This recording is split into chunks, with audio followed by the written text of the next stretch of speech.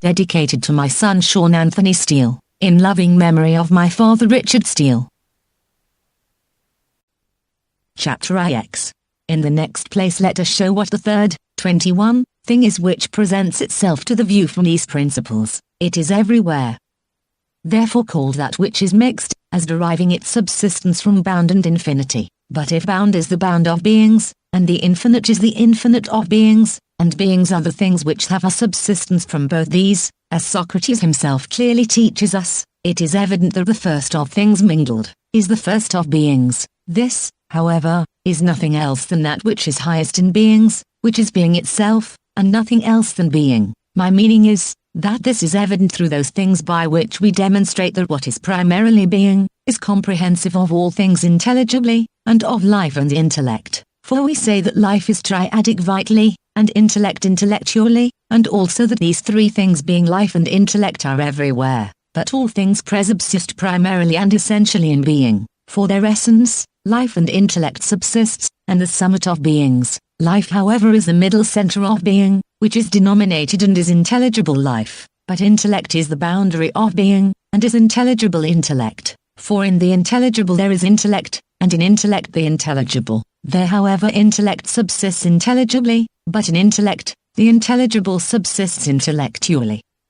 And essence indeed is that which is stable in being, and which is woven together with the first principles, and does not depart from the one. But life is that which proceeds from the principles, and is connascent with infinite power, and intellect is that which converts itself to the principles, conjoins the end with the beginning, and produces one intelligible circle. The first of beings therefore is that which is mingled from the first principles, and is triple, one thing which it contains subsisting in it essentially, another vitally, and another intellectually, but all things presubsisting in it essentially. I mean however by the first of being's essence. For essence itself is the summit of all beings, and is as it were the monad of the whole of things. In all things therefore, essence is the first, and in each thing that which is essential is the most ancient, as deriving its subsistence from the vesta of beings. For the intelligible is especially this, since intellect indeed is that which is gnostic, life is intelligence, and being is intelligible. If however every being is mingled,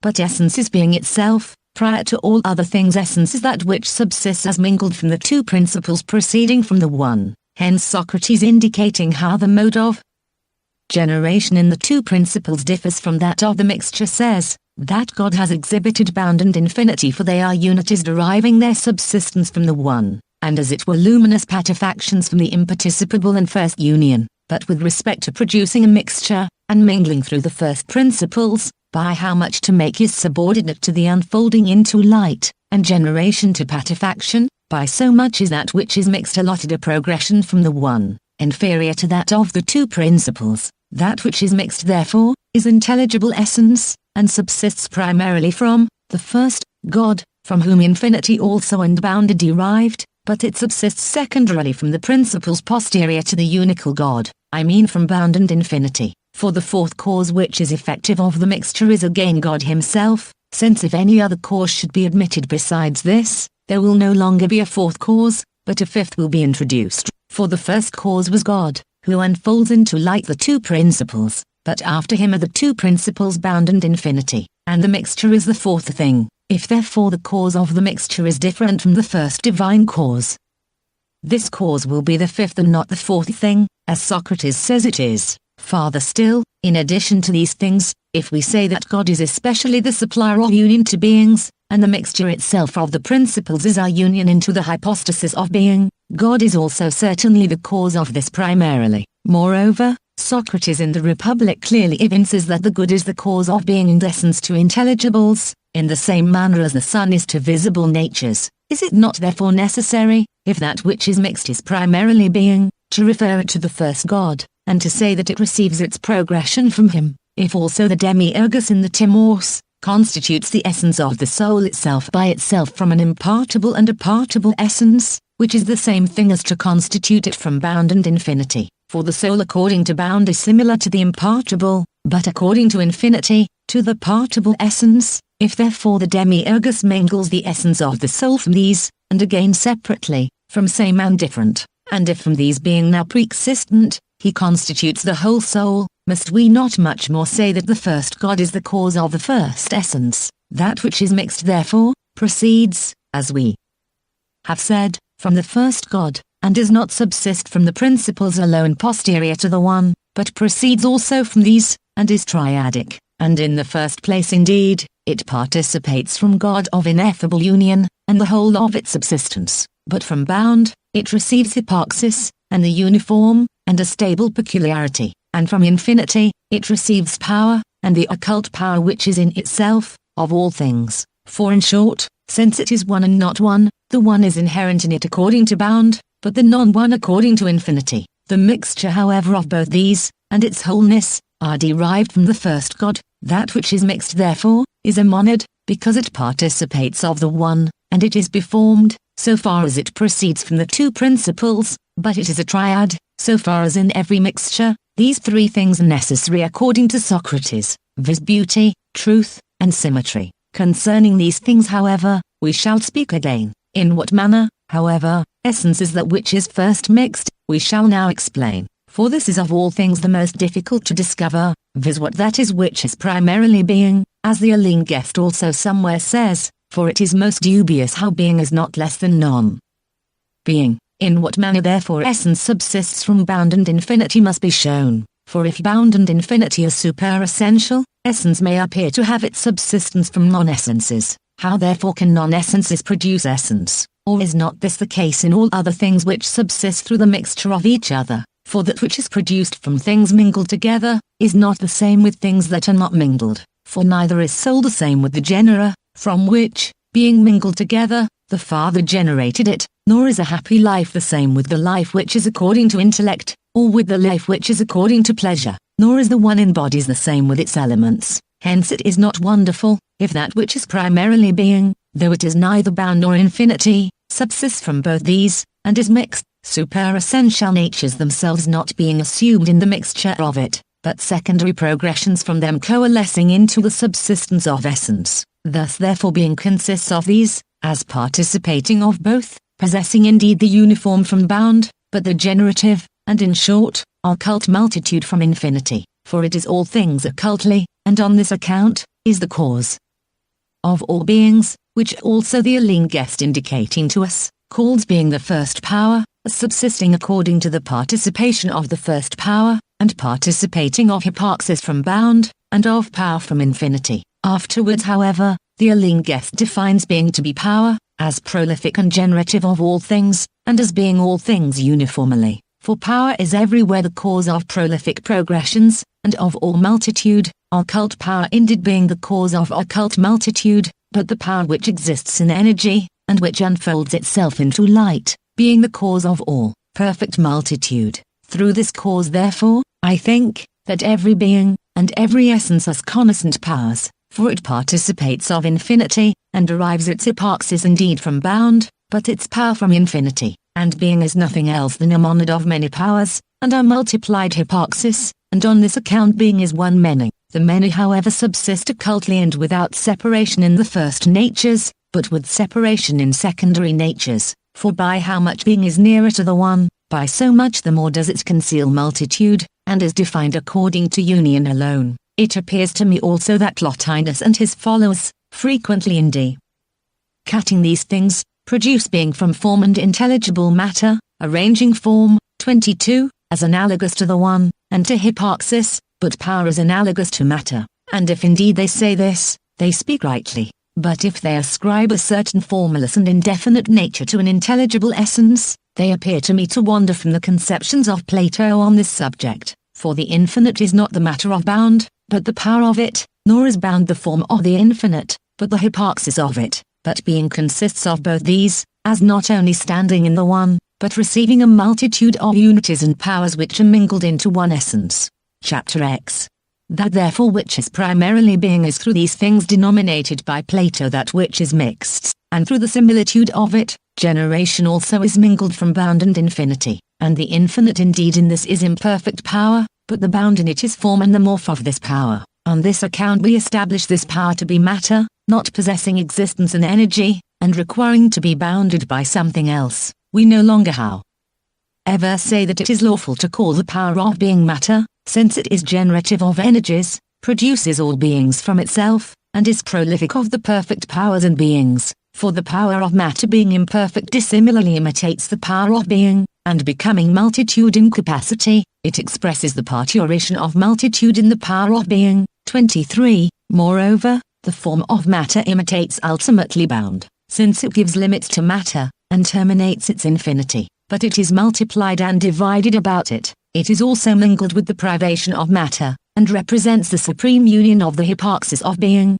by its essence always advancing to existence, and always tending to decay. For those things which subsist in the first natures according to transcendency, are in such as are last according to deficiency, for that also which is primarily being is mixed, is exempt from the bound of infinite life, and is the cause of it, but that which consists of the last, 24 of forms and the first matter, is in its own nature void of life, since it possesses life in capacity, for there indeed generative causes subsist prior to their progeny, and things perfect prior to such as are imperfect. But here things in capacity are prior to such as are in energy, and causes are subject to the things which are produced from them. This however, I think, happens naturally, because the gifts of the first principles pervade as far as to the last of things, and not only generate more perfect natures, but also such as have a more imperfect subsistence, and on this account that which is mixed is the cause of generation, and of the nature which is mingled here.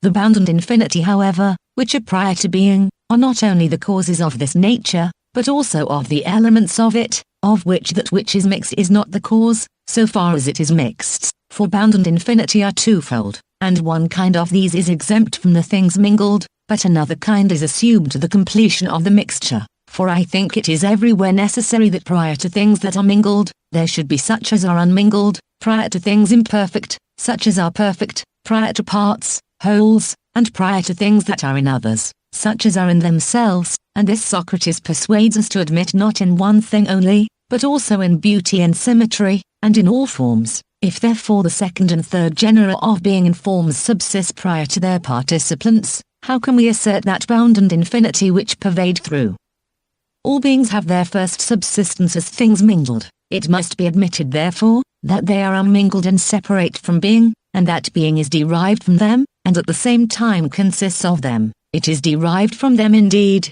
because they have a prior subsistence, but it consists of them, because they subsist in being according to a second progression. The genera of being also are twofold, some of them indeed being fabricative of beings, but others existing as the elements of the nature of each being. For some of them indeed presubsist themselves by themselves, as possessing a productive power, but others being generated from these, constitute each particular being. Let no one therefore any longer wonder, how Socrates indeed in the Philebus establishes that which is mingled, prior to bound and infinity, but we on the contrary evince that bound and infinity are exempt from that which is mixed, for each is twofold, and the one indeed is prior to being, but the other is in being, and the one is generative, but the other is the element of the mixture. Of this kind also, are the bound and infinity of the mixed life, each being the element of the whole of felicity. Hence also each is indigent of each, and neither is intellect by itself desirable, nor perfect pleasure. It is necessary however, that the good should consist of all these, viz. Of the desirable,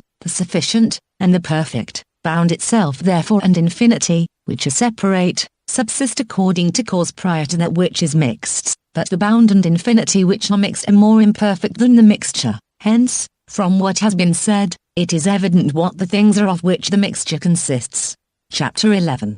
In the next place, we must speak of the Triad, which is consubsistent with this mixture, for every mixture, if it is rightly made, as Socrates says, requires these three things, beauty, truth, and symmetry, for neither will anything base, if it is introduced into the mixture, impart rectitude, since it will be the cause of error, and of inordinate prerogative, nor if truth is at any time separated, will it suffer the mixture to consist of things that are pure, and which are in reality subdued, but it will fill the whole with an image and with non-being, nor without symmetry will there be a communion of the elements, and an elegant association. Symmetry, therefore, is necessary to the union of the things that are mingled, and to an appropriate communion, but truth is necessary to purity, and beauty to order, which also renders the whole lovely, for when each thing in the mixture has a place adapted to itself, it renders both the elements, and the arrangement resulting from them, beautiful. Here therefore,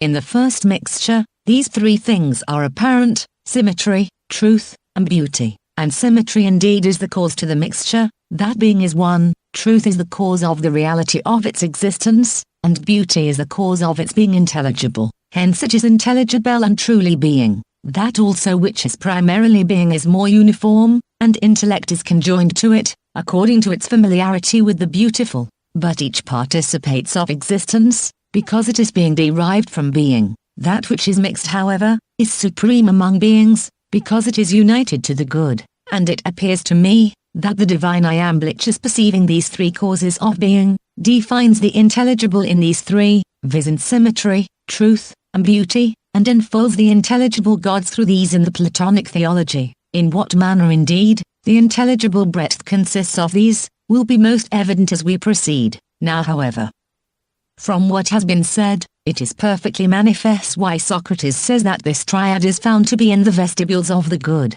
for that which is primarily being participates of this triad through its union with the good. For because indeed the good is the measure of all beings, the first being becomes itself commensurate. Because the former is prior to being, the latter subsists truly and really, and because the former is good and desirable, the latter presents itself to the view as the beautiful itself. Here therefore, the first beauty also subsists, and on this account the one is not only the cause of good, but likewise of beauty, as Plato says in his epistles. Beauty however subsists here occultly, since this order comprehends all things uniformly, in consequence of subsisting primarily from the principles, bound and infinity. But where and how beauty is unfolded into light, we shall shortly explain.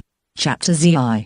Such therefore, is the first triad of intelligibles, according to Socrates in the Philebus, viz. Bound, infinite, and that which is mixed from these, and of these, bounded is a God proceeding to the intelligible summit, from the imparticipable and first God, measuring and defining all things, and giving subsistence to every paternal, connective, and undefiled genus of gods. But infinite is the never-failing power of this God, unfolding into light all the generative orders, and all infinity, both that which is prior to essence, and that which is essential, and also that which proceeds as far as to the last matter, and that which is mixed, is the first and highest order of the gods, comprehending all things occultly, deriving its completion indeed through the intelligible connective triad, but uniquely comprehending the cause of every being, and establishing its summit in the first intelligibles, exempt from the whole of things. Chapter Xxvi. After this first triad subsisting from, and conjoined with the one, we shall celebrate the second, proceeding from this, and deriving its completion through things analogous, 25, to the triad prior to it. For in this also it is necessary that being should participate, and that the one should be participated, and likewise that this one which is secondarily one, should be generative of that which is secondarily being, for everywhere participated deity constitutes about itself that which participates it. Thus whole souls render bodies consubsistent with their causes, and partial souls generate, in conjunction with the gods, irrational souls. Much more therefore, do the gods produce in conjunction with the one all things. Hence, as the first of the unities generates the summit of being, so likewise the middle unity constitutes the middle being. But everything which generates, and everything which makes or produces, possesses our power prolific of the things produced, according to which it produces,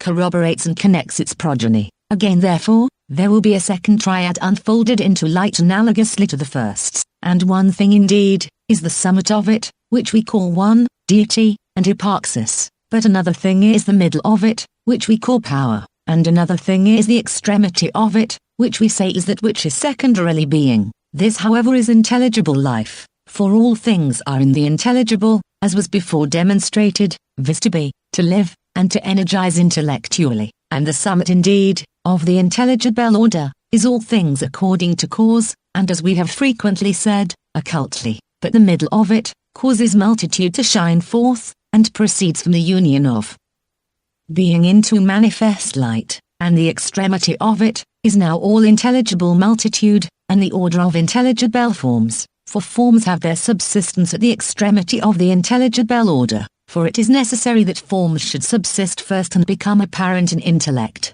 If therefore being abides exemptly in the first mixture, but now proceeds, and is generated dyadically from the monad, there will be motion about it, and if there is motion, it is also necessary that there should be intelligible life, for everywhere motion is a certain life, since someone calls even the motion of material bodies life. That which is first therefore, in this second triad, may be called bound, that which is second in it, infinity, and that which is the third, life, for the second triad also is a god, possessing prolific power, and enfolding into light from, and about itself, that which is secondarily being. Here however also, the triad is analogous to the first triad, but again, it is necessary to comprehend by reasoning the peculiarity of this triad, for the first triad being all things, but intelligibly and unically, and as I may say, speaking platonically, according to the form of bound, the second triad is indeed all things, but vitally, and as I may say, following the philosopher, according to the form of infinity, just as the third triad proceeds according to the peculiarity of that which is mixed, for as in the progression according to breadth, that which is mixed presents itself to the view as the third, so likewise in the progression according to depth of intelligibles, the third has the order of that which is mixed with reference to the superior triads. The middle triad therefore, is indeed all things, but is characterized by intelligible infinity, for the three principles after the firsts, orderly distribute for us the intelligible genus of the gods, for bound indeed, unfolds into light the first triad, but infinity the second, and that which is mixed, the third. It is infinite power therefore, according to which the second triad is characterized, for being the middle, it subsists according to the middle of the first triad, being all things from all, for in each triad, there is bound, infinity, and that which is mixed, but the peculiarity of the monads being respectively different, evolves the intelligible order of the gods.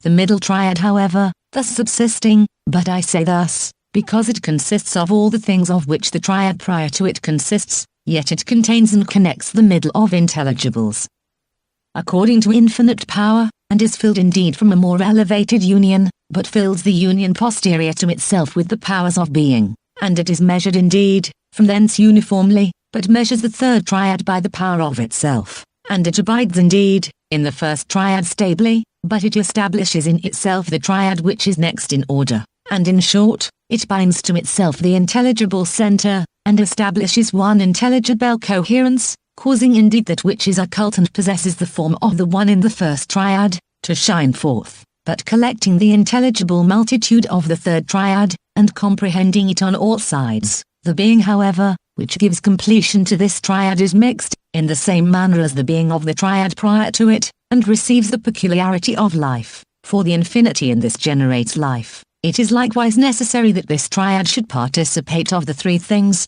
symmetry, truth, and beauty. That which is primarily being however, principally subsists according to symmetry, which unites it, and conjoins it to the good, but the second triad, principally subsists according to truth, for because it participates of that which is primarily being, it is being, and truly being, and the third triad principally subsists according to the beautiful, for their intelligible multitude, order and beauty, first shine forth to the view. Hence this being is the most beautiful of all intelligibles. This however will be discussed hereafter, as there is a triad therefore, in each of the mixtures, the first indeed, symmetry especially comprehends and connects, the second truth, and the third beauty, and this induced the divine Iamblichus to say, that Plato in these three defines the whole of the intelligible order, for all are in each, but one of these predominates more in one of the intelligible monads than in another. Moreover, the third triad presents itself to the view after this,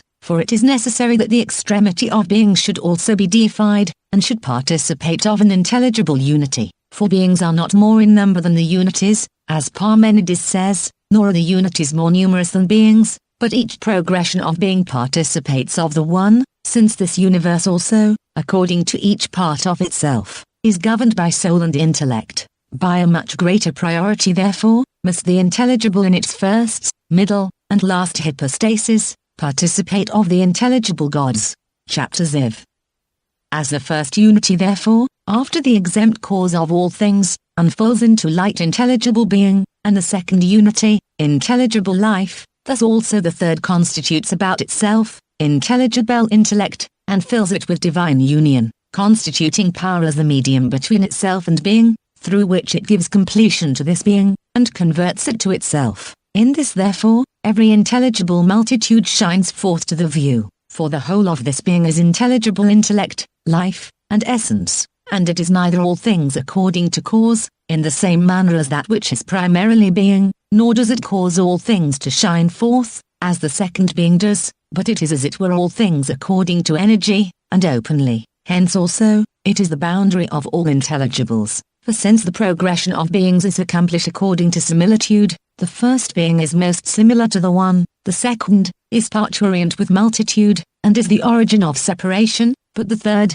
is now all perfect, and unfolds into light in itself, intelligible multitude and form. Farther still, as the first triad abides occultly and bound, and fixes in itself everything that is stable in intelligibles, but the second abides and at the same time proceeds, so the third, after progression converts the intelligible end to the beginning, and convolves the order to itself, for it is everywhere the province of intellect to convert and converge to the intelligible. All these likewise are uniform, i.e. have the form of one, and intelligible, viz. The abiding, the proceeding, and the returning, for each of these is not asserted after the same manner in intelligibles, and the intelligible genus of gods, 26, is unical, simple, and occult, conjoining itself to the one itself which is prior to beings, and unfolds, 27, into light nothing else than the transcendency of the one. For these three triads, mystically announce that unknown cause the first and perfectly imparticipable God,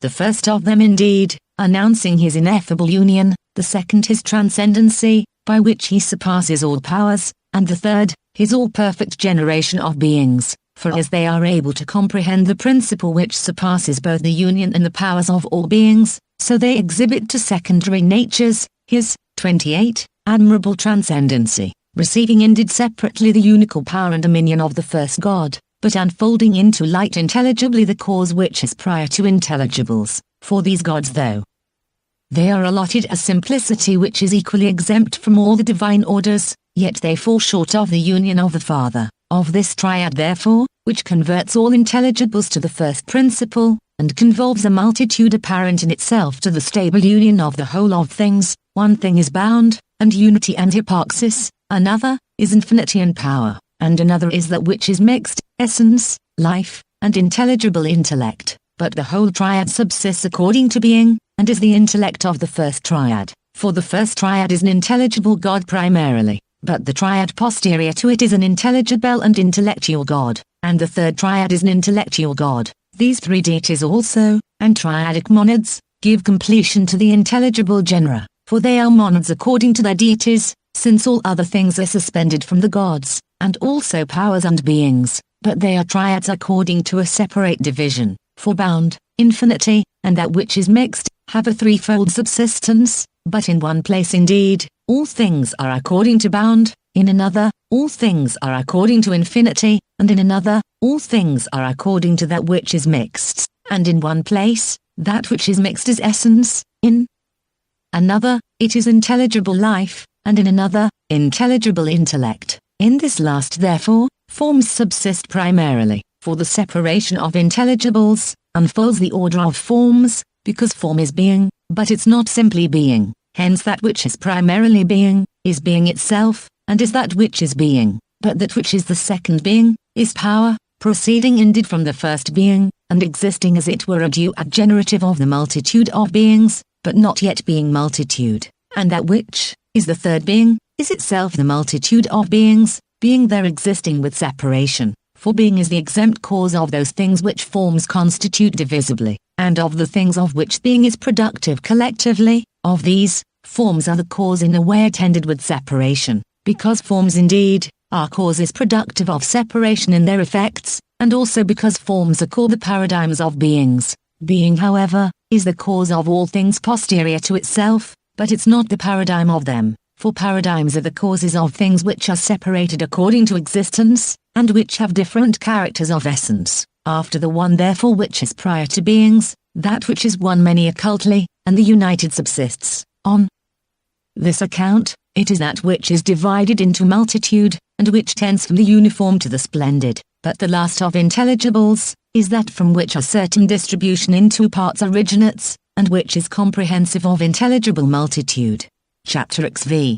Socrates therefore, in the Philebus, affords us such like auxiliaries to the theory of the intelligible triads. It is requisite however, not only to abide in these conceptions, but also to demonstrate the theology of Plato about these triads from other dialogues, and from them to point out one truth adapted to the things themselves. We shall assume therefore, what is written in the Timaeus, and shall follow our leader, Cyrenus, who has unfolded to us the arcane mysteries of these triads, and can join with the end of what has been said the beginning of the following discussion. In the Timaeus therefore, Plato, investigating what the paradigm of the whole world is, discovers that it is comprehensive of all intelligible animals, that it is all perfect, that it is the most beautiful of intelligibles, that it is only begotten, and that it is the intelligible of the demiurgus. He likewise denominates it animal itself, as being the intelligible paradigm of every animal, and of that which is the object of sense. Hence it is necessary that this animal itself,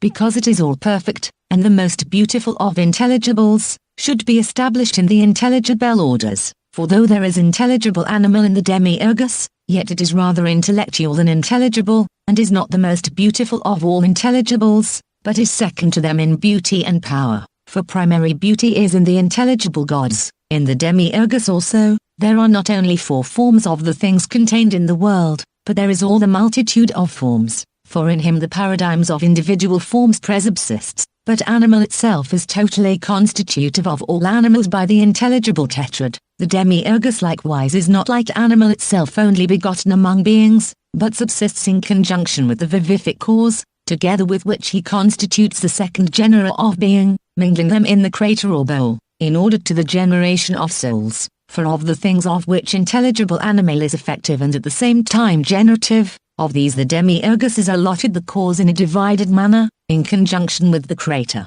Hence, as I have said, animal itself is exempt from the demiurgus, and is, as Timaeus everywhere denominates it, intelligible. Nevertheless, because forms are first separated in it, and because it is all perfect, it subsists in the third order of intelligibles, for neither that which is primarily, nor that which is secondarily being, 29, is all perfect, for the former is beyond all separation, but the latter generates indeed, and is parturient with intelligibles, but is not yet the multitude of beings. If therefore neither of these is multitude, how can either of them be all perfect multitude? If however all perfect multitude shines forth in the third triad of intelligibles, as was a little before demonstrated, but animal itself is the first paradigm, for it is comprehensive of all intelligible animals, is an only begotten paradigm, and is not conjoined with any other principle, it is necessary that animal itself should be established according to this order, for either there will not be an intelligible paradigm,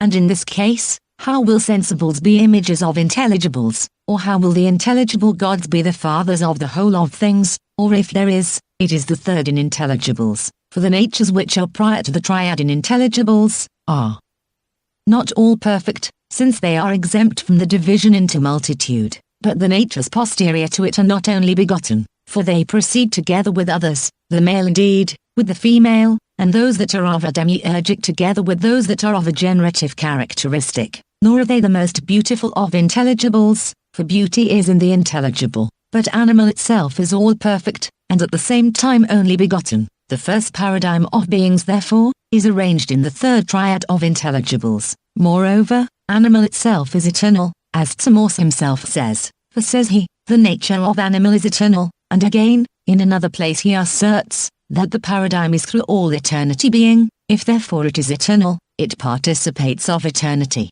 and if that which participates is everywhere secondary to that which is participated, animal itself is secondary to eternity, and if it is through all eternity being, it is filled with the whole power of eternity. If this however be the case, it subsists proximately after eternity, for that which enjoys the whole of causes, is arranged proximately after them. Chapter Xv. Moreover, if eternity has the same ratio to intelligible animal, which time has to that which is sensible, but the universe proximately participates of time, for time was generated together with the universe, it is certainly necessary that animal itself should primarily participate of eternity. Eternity therefore is beyond the first paradigm, for eternity indeed measures the existence of animal itself, but animal itself is measured and filled with perpetuity from it, to which may be added, that we assert eternity to be the cause of immortality to all things. Hence eternity is that which is primarily immortal, for as that which is primarily being is the cause of existence to all things, but that which is effective of form is itself prior to other forms, so that which is the cause of perpetuity and immortality, is itself primarily immortal. The demoniacal Aristotle also rightly calls eternity immortal and divine, and that from whence the existence and life of all things are suspended. If however it is that which is primarily immortal, and not according to participation, but is as it were immortality and perpetuity, it will be life, possessing from itself the ever, and exuberantly scattering the power of perpetuity, and extending it to other things, so far as each is naturally adapted to receive it, for the immortal is in life, and subsists together with life. Hence Socrates in the Phaedo, 30, after many and beautiful demonstrations of the psychical immortality, says, God therefore, my dear Sebs, and the form itself of life, are much more immortal, hence, intelligible life, and the God who is connective of this life, primarily possess the immortal, and are the fountain of the whole of perpetuity. But this is eternity. Eternity therefore has its subsistence in life, and will be established in the middle of the intelligible order. Farther still, it is necessary to assert that intelligible eternity is one of these three things, viz. That it subsists either according to being, or according to life, or according to intelligible intellect. But being, as the Alingest says,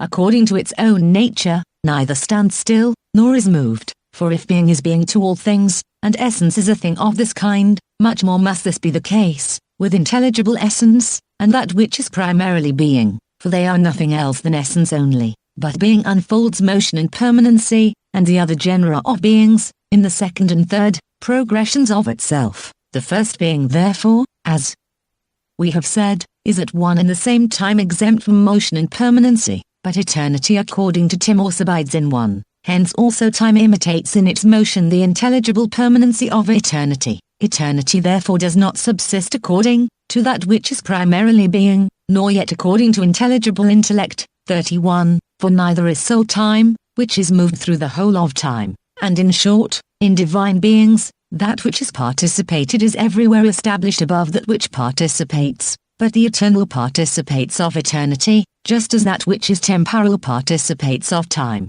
Eternity therefore is prior to intelligible intellect, and posterior to being, so that it is established in the middle of the intelligible breadth, and as animal itself is eternal, so likewise eternity is that which is always being, for as animal itself participates of eternity, so eternity participates of being, and is the cause of existence, of perpetual life, and intellection, and measures the essences, powers and energies of all things.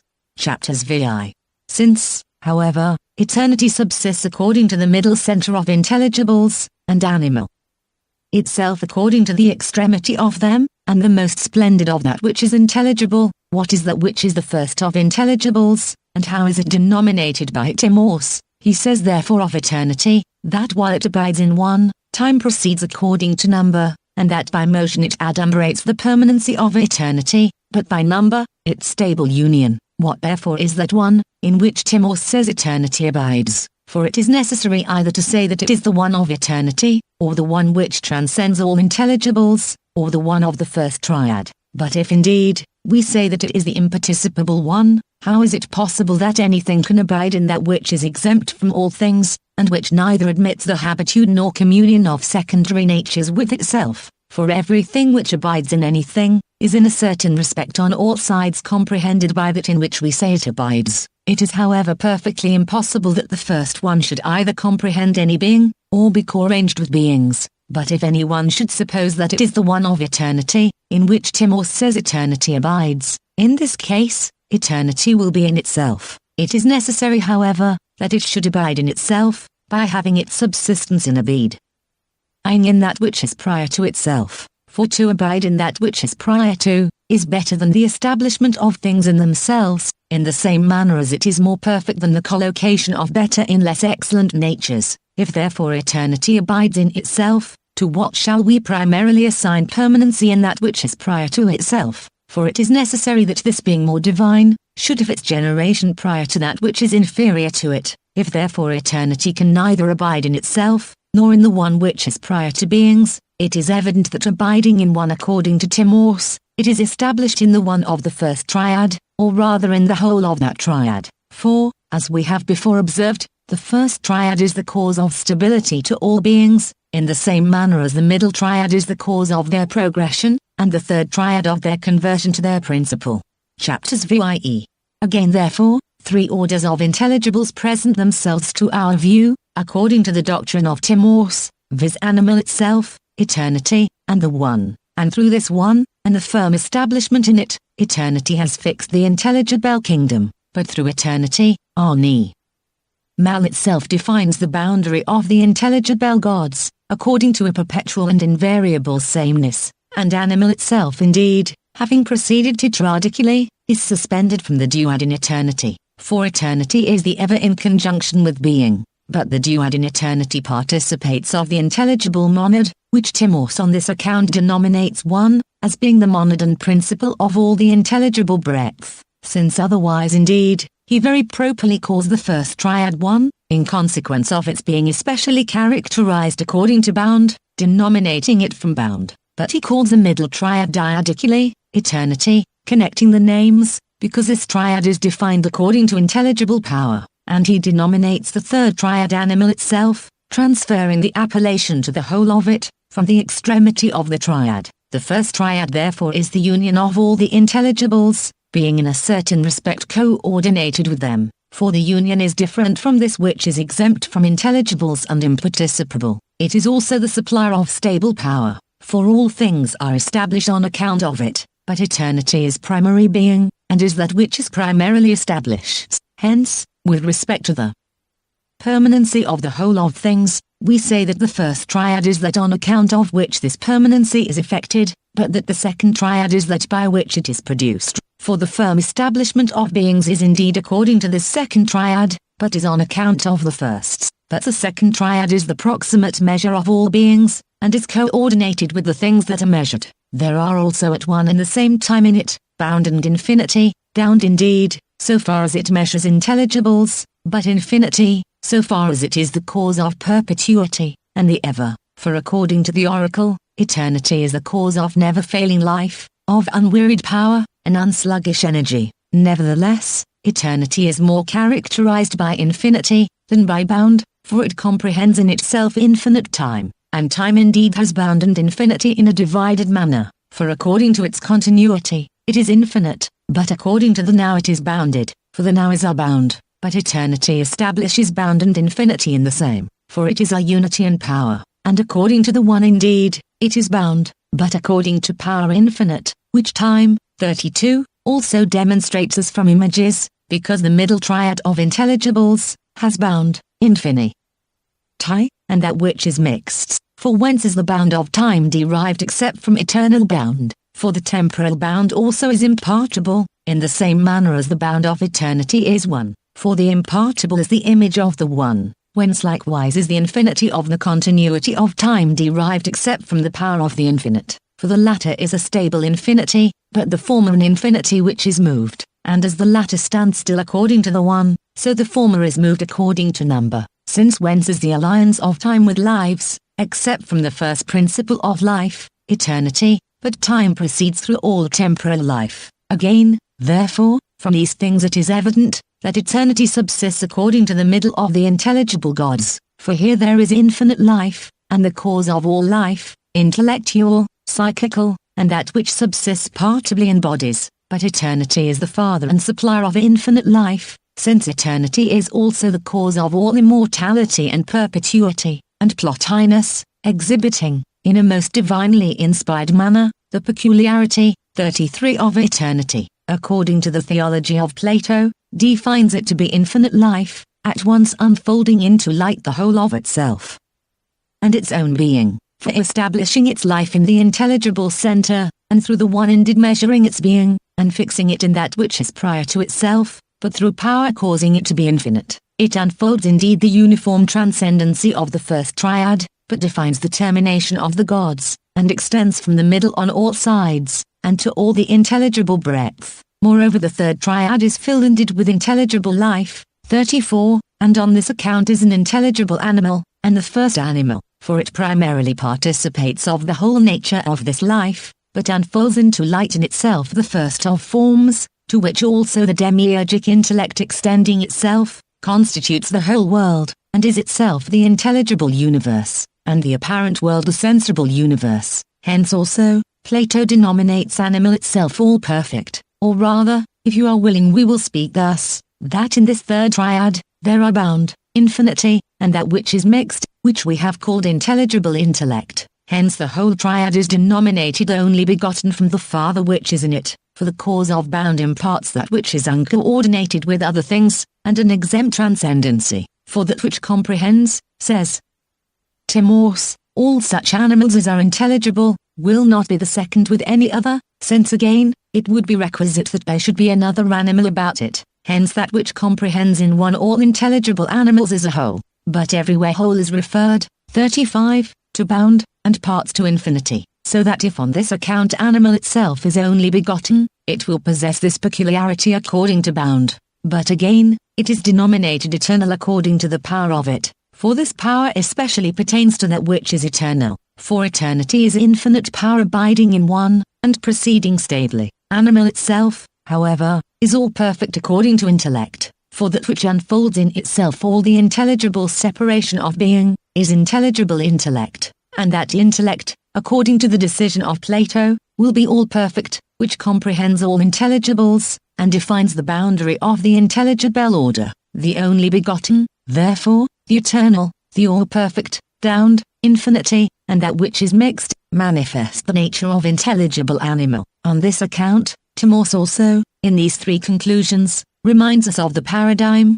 viz. In the conclusion which shows that the universe is only begotten, and again, in the generation of time, and in the all-perfect comprehension of all animals, if likewise Timos says, that animal itself is the most beautiful of all intelligibles, and that this has a third order in intelligibles, it will not be wonderful, for it has been before asserted by us, that everywhere the cause of the best mixture is the triad symmetry, truth, and beauty, but beauty principally shines forth in the third progression of being, and exhibits its luminous nature together with intelligible forms, just as truth shines forth in the second, and symmetry in the first progression of being. If, however, truth is indeed the first, beauty the second, and symmetry the third, it is by no means wonderful, that according to order, truth and beauty should be prior to symmetry, but that symmetry being more apparent in the first triad than the other two, should shine forth as the third in the secondary progressions, for these three subsist occultly in the first triad,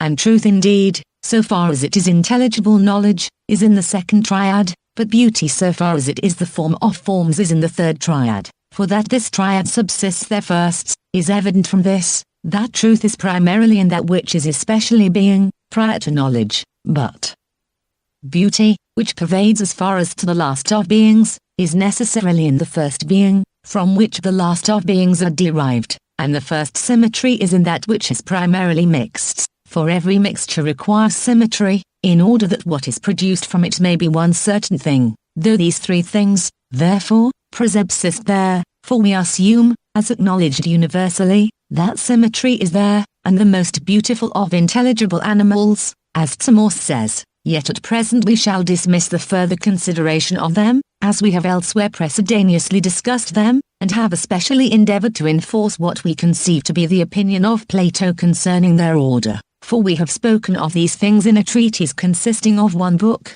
in which we demonstrate that truth is coordinate to the philosopher, beauty to the lover, and symmetry to the musician, and that such as is the order of these lives, such also is the relation of truth, beauty, and symmetry to each other. Animal itself, therefore, may with the greatest justice, be called most beautiful, so far as it is eminently contained in intelligible beauty, for beauty is wont to be carried in forms, and is as it were the form of forms, unfolding that which is occult in the good, causing its loveliness to shine forth, and attracting to its own splendor the desire which is concealed about it, and to the good indeed, all things possess a silent and arcane tendency, but we are excited to the beautiful with astonishment and motion, for the illumination from it, and its efficacy, acutely pervade through every soul, and as being the most similar of all things to the good, it converts every soul that surveys it. The soul also, beholding that which is arcane shining forth as it were to the view, rejoices in, and admires that which it sees,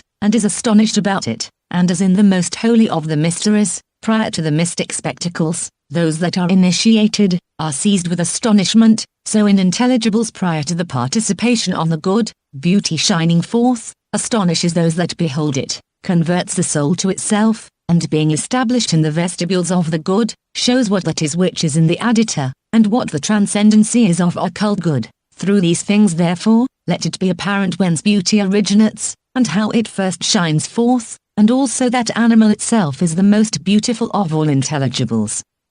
Chapter Xx. Since, however, Timor says that the primary and intelligible paradigms have their subsistence in intelligible animal, and that all these are for, unfolding themselves first into light, according to the all-perfect tetrad, this being the case, in the first place it deserves to be considered, that as species or forms present themselves to the view in the intelligible, it is necessary by a much greater priority, that the genera of beings should pre-subsist in intelligibles, for it is not possible to admit that forms are intelligible, but that genera are intellectual only, but as forms exist intelligibly indeed, according to their first subsistence, but the pleroma, or plenitude of them shines forth in the intellectual gods, 36, and divides that which is total into more partial decrements, produces the uniform, into multitude, and expands that which is exempt into coordinate causes, thus also the genera of being are occultly and indivisibly in intelligibles, but are accompanied with separation in intellectuals, and on this account the first triad indeed has essence for that which is mixed, but the second has life, where there was motion and permanency, life both abiding and proceeding, and in the third there are sameness and difference, for the all-perfect multitude indeed, is through intelligible difference, but the united and that which is comprehensive in common of parts according to genera, and according to one, is through intelligible sameness, and all these subsist intelligibly, essentially, and uniformly in these triads. In the first place therefore, this deserves to be inferred by those who love to survey the nature of things, and it is also fit that they should attribute coordinate genera to intelligible forms, for it neither was nor will be lawful for genera to shine forth secondarily, 37, after forms. Hence much more must it be admitted that genera subsist in the intelligible after the above-mentioned manner, by those who admit that there are intelligible forms. In the next place, in addition to these things we must survey how this tetrad of forms subsists, and how it shines forth in intelligible intellect analogous to the principles, for it is divided into a monad and triad, for so far as the idea of the celestial gods is arranged prior to the others, it is defined according to a divine cause. It appears however to me that intelligible intellect returning to the principles of the whole of things, according to the conversion of itself, it becomes the plenitude of forms, and is all things intellectually and at the same time intelligibly, comprehending in itself the causes of beings, and being full of the ineffable and exempt cause of all things, constitutes the monad of the gods, whence also, Plato I think calls it the idea of the gods, but receiving the intellectual causes of the three principles posterior to the one, it exhibits three ideas after this, one of them indeed, being the cause of air-wandering involent animals, this cause proceeding analogous to bound, hence also it constitutes gods that are uniform, elevating, undefiled, united to the celestial gods, and which receive measure second in dignity to theirs, and have the same relation to those gods that govern generation coordinately, as the celestial gods have to these, according to exempt transcendency, but it exhibits the cause of the aquatic gods, coordinate with generative and infinite power, and which produces gods that are the suppliers of motion and prolific abundance, and that are the inspective guardians of life, since also this water itself which is the object of sense is under the dominion of effusion, infinitlation and indefiniteness, hence likewise it is attributed to vivific powers, and intelligible intellect exhibits the precedaneous cause of terrestrial and pedestrious gods, in a manner adapted to the nature of that which is mixed. It also generates gods who contain the end of the whole of things, who are stable, who subdue the formless nature of matter by the last forms, and fix the seat of mundane natures in the one center of the universe, for deriving their subsistence from the first vesta as it were, or seat of beings, they stably define this mundane seat. Thus therefore forms first unfold themselves into light in intelligible intellect, possessing their progression in order according to the first principles. It is necessary however, in addition to these things, to infer this in the third place, following Timaeus, that according to this triad, the multitude of intelligible parts shines forth, and the whole is divided into an all-perfect order of parts, for that, says he, of which other intelligible animals both according to one, and according to genera parts, is the first and most beautiful paradigm of the universe. But if other intelligible animals are parts of this, it is evident that it is a whole, comprehending in itself the multitude of intelligible parts, and that it is connective of all intelligible parts. It must be inferred therefore that this triad is the first cause of production and fabrication, for if it contains the primary paradigms of things, it is evident that the orderly distribution of secondary natures originates from it, and if it is an animal constitutive of all animals, every psychical extent, and all the extent of bodies, have their progression from thence, and it will also comprehend the intelligible causes of all the vivific and demiurgic orders. Chapter XX.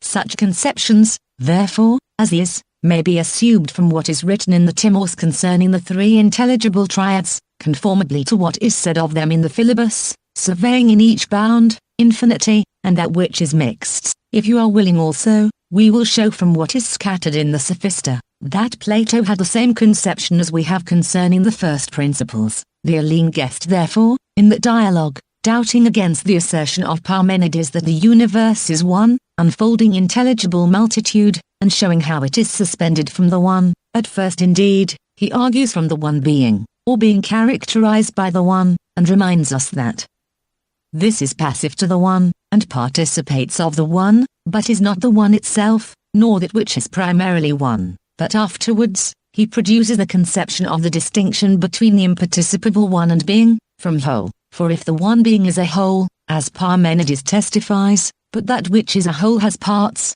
and that which has parts, is not the one itself, the one being will not be the same as the one. In the third place therefore, he argues from the all-perfect, for that which is perfectly divided, and is connective of many parts, can never have the same subsistence as that which is entirely one. And having proceeded thus far he shows that what is void of multitude, is in its own nature exempt from the one being, proceeding in the demonstration of this through three arguments, and at one time indeed, he begins from the one being, at another time from whole, and at another from all. It is better however to hear the words themselves of Plato, that the one therefore, is not the same with the one being, he proves through the following words. But what with respect to those who assert that the universe is one, must we not inquire to the utmost of our power what they say being is? Certainly, to this question therefore they may answer, do you say there is one thing alone? We do say so. Or will they not speak in this manner? They will. What then? Do you call being anything?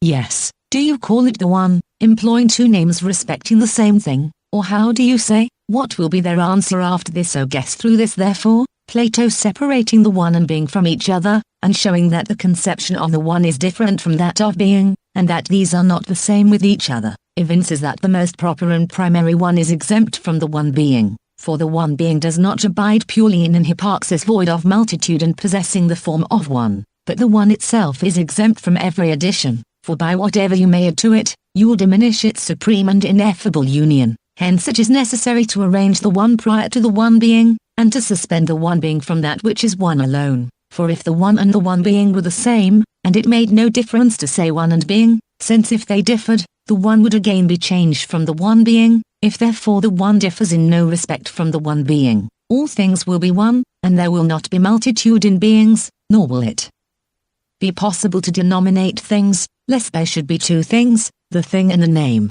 For being exempt from all multitude, and all division, there will neither be a name of anything, nor any discourse about it, but the name will appear to be the same with the thing, and neither will a name be the name of a thing, but a name will be the name of a name, if a thing is the same with a name, and a name is the same with a thing. 38, and a thing will be the thing of a thing, for all things will exist about a thing the same as about a name, through the union of the thing and the name. If therefore, these things are absurd, and the one is, and also being, and being participates of the one and the one being are not the same, but that whole also is not the same with the one, Plato afterwards demonstrates, in the same dialogue, beginning as follows, what then? Will they say that whole is different from the one being, or that it is the same with it? Undoubtedly they will and do say so. If therefore whole is, as Parmenides says, that which is everywhere similar to the bulk of a perfect sphere, entirely possessing equal powers from the middle, for nothing is greater or more stable than this.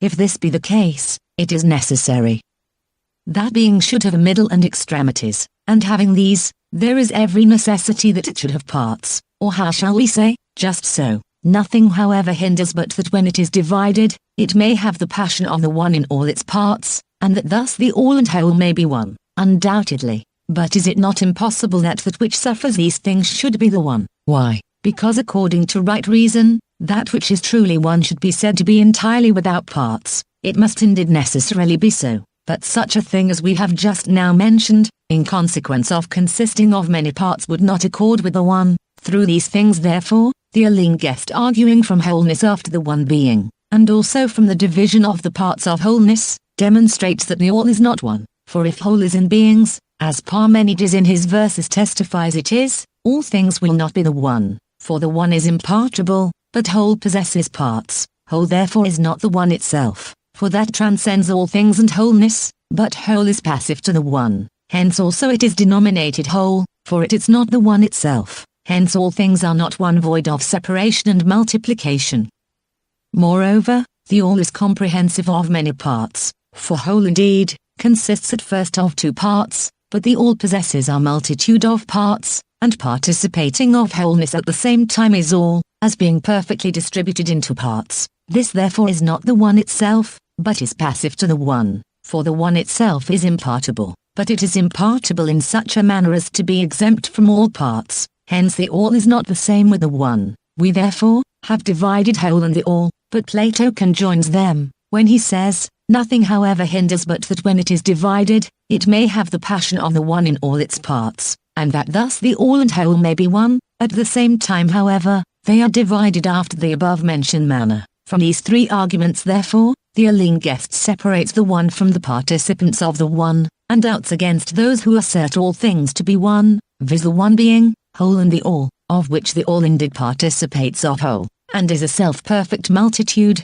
consisting of many parts, but whole participates of being, for being is not whole, as Parmenides testifies. These therefore, having such an order as this, is it not necessary that the arguments of Plato should be made conformably to the three intelligible, 39, triads, for it was requisite, since Parmenides defined the one being in intelligibles, that Plato should from thence derive his demonstrations of the distinction between the one prior to intelligibles, and the one which is in intelligibles. For the doubts against Parmenides evince in many places that the one which is participated derives its subsistence from the imparticipable union. The one, 40, therefore is not in these triads, but the one being and whole. But with respect to the all, it is evident that it is in the extremity of the intelligible order, for that which is in every respect perfect, and all intelligible multitude, have their subsistence in that extremity, but whole is in the middle center, and in the bond of the intelligible breadth,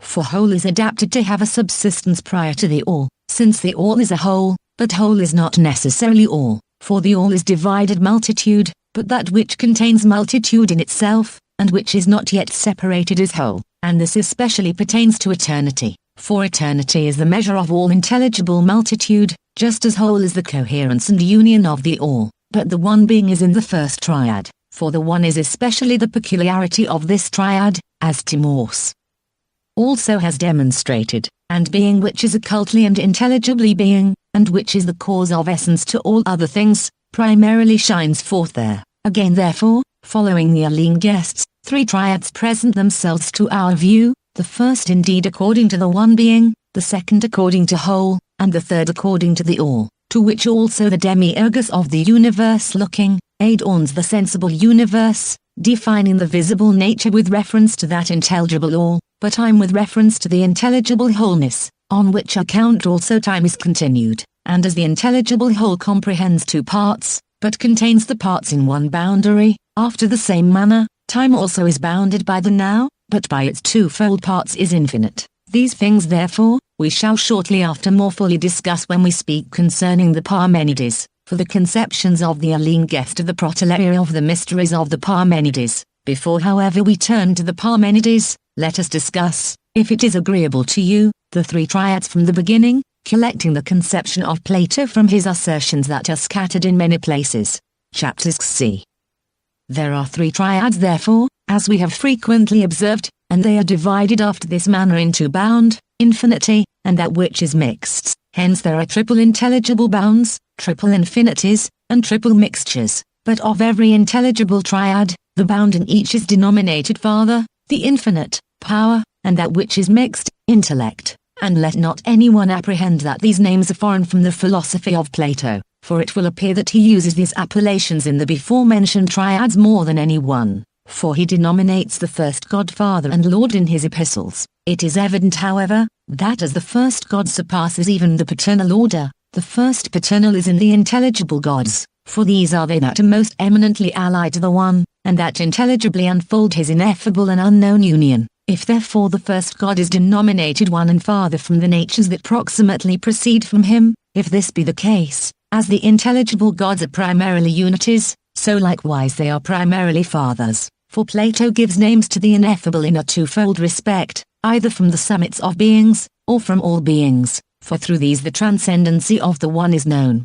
Moreover, the Alingest calls being that which is powerful and power. The first power therefore exists prior to being, and is united to the Father, but it particularly accords with being, which also it fills. Hence being as participating of power is denominated powerful, but as united to it, and producing all beings according to it, it is called power. If however both Plato himself, and his most genuine disciples, frequently call all true beings intellect, on which account, in many places they make three principles, the good, intellect and soul, denominating every true being intellect, you will also have the third in these intellect, but it is necessary not to be ignorant of the difference, for with respect to intellect, one kind is intellect as with reference to hypaxis, for when we denominate the unity in each triad intelligible, as the object of desire to being, and as filling being, then we call that which ranks as the third in the triad intellect, for it is intelligible as essence and intellect, but not as the intellect of essence, but of Father and deity. For every participated deity is intelligible, as being the plenitude of its participant. But another kind is intellect which is the intellect of essence, according to which we say that the being of the third triad, is the intellect of that which is primarily being, for this is essential intellect, being allotted its own essence by energizing. 41. For all things are essentially in it, and both the more simple genera, and the primary paradigms, for it is intelligible intellect. But the third kind is intellectual intellect, which subsists analogous to intelligible intellect, is conjoined with it, and is filled from it, possessing intellectually those things which are in the other intelligibly. And in short, it is necessary everywhere that such things as are first according to each series, should have the form of the things that are prior to them. Hence also they are called things firsts, and possess a certain transcendency of essence towards coordinate natures. Since therefore, that which is prior to intelligibles is God, the first intelligibles are gods and unities, and since the intelligible is essential, the first intellects are essences. Since also intellect is everywhere according to its own nature intellectual, the first souls are intellectual, because likewise, souls are the plenitudes of life, the first of bodies are most vital, and because the bodies that are perpetual are moved in a circle, the summits of material bodies are moved in conjunction with those bodies that are perpetual. This therefore is the cause why the unities are frequently called intelligibles, and beings intelligible intellects. That Plato however knew this triad, I mean Father, power and intellect, we shall learn by looking to the demiurgic order, for in this the triad is most remarkably apparent. Hence, on account of its union with the intelligible, it is filled with this triad, and possesses these things in a more divided manner than animal itself, or intelligible eternity. Immediately therefore, in the beginning of the fabrication in the Timos, the demiurgus calls himself Father, of which works I am the demiurgus and Father, but shortly after he unfolds his power, imitating my power in your generation. This therefore is also wonderful, that he has delivered to us the most theological conception concerning power. For in the first place indeed, he calls it the power of the Father, when he says, of which works I am the demiurgus and Father, and that the power is his, is evident from the words, imitating my power, so that according to Plato power is of the Father, and in the next place, he ascribes to this power a peculiarity generative of the whole of things, for this is evident from the words in your generation. Power therefore is the cause of generation and of the progression of beings, and in the last place, he delivers the intellectual peculiarity of the demiurgus, having thus spoke, again into the former crater in which he had tempered the soul of the universe, he poured mingling the remainder of the former mixture, for to pour, to mingle, mixture, and to be productive of soul, pertain to intellect, though what necessity is there for asserting these things, since prior to this he calls the demiurgus intellect, whatever ideas therefore intellect perceived by the dianotic energy in animal itself, such and so many he conceived it necessary for this universe to contain, hence the demiurgus is father, and power and intellect, and he possesses these things as much as possible on account of intelligibles, for he is a god as father, on account of them, he is also power, and the generator of wholes, and knows beings intellectually, on account of them, for in them intelligible knowledge first subsists, much more therefore a father,